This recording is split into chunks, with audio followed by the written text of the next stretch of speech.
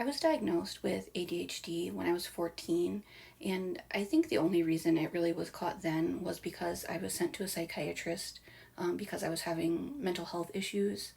I think if it weren't for those mental health issues, I probably would never have had my ADHD get caught until I was an adult, if then. And so I relate a lot to women who are currently debating if they have ADHD and trying to get testing and things like that.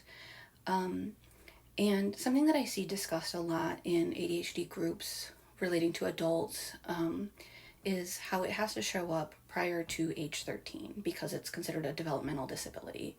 And I understand that to be true, but I think a lot of times people get confused and think that means that if you got good grades prior to age 12, when you didn't have like behavioral problems that seemed clearly linked to like hyperactivity or things like that, then that means that you didn't have signs as a young child. And mine actually did show up in schooling, it just wasn't through my grades directly. So I wanted to give some examples of what that could look like. So, one of the clear ones in hindsight for me is when I go back through my report cards. You know how a lot of times they can, like, the teachers are able to like leave little commentary about how you're doing. I would usually get pretty positive remarks, with exception for regularly being labeled as not meeting my full potential.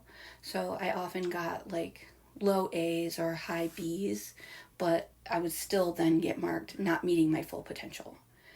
Um, and I was always really confused by that as a kid because I felt like I was doing my best, but they didn't perceive me as doing my best. Like, my teachers seemed to think that I should really be an absolute top notch student, grade wise, and I was just a really good student, not like a straight A student. So that really confused me. But in hindsight, I think that makes sense because um, I would regularly struggle with things like I would turn in my homework, but it would be only partly complete because I would do part of it and then forget to finish the back side of the paper. Or I would turn it in, but it wouldn't have my name on it. And so a lot of teachers would then put them up on the board and you could claim them, but you would get 20% marked off or something like that because it's now considered late because it didn't have its name on it the first time. Um, I did really well on tests. I think I like was able to really well hyper focus during tests when the room was really silent. I actually really liked test days because it would make the class go by faster for me. But I struggled with things like remembering to have a pencil when I was like between classes. I would leave my pencils or whatever in my locker and would have to go get them. Um, so it's kind of memory related things, and I was kind of labeled as like irresponsible because I would make kind of these little memory related mistakes that would have a small impact on my grades, even though I still ended up with pretty decent grades.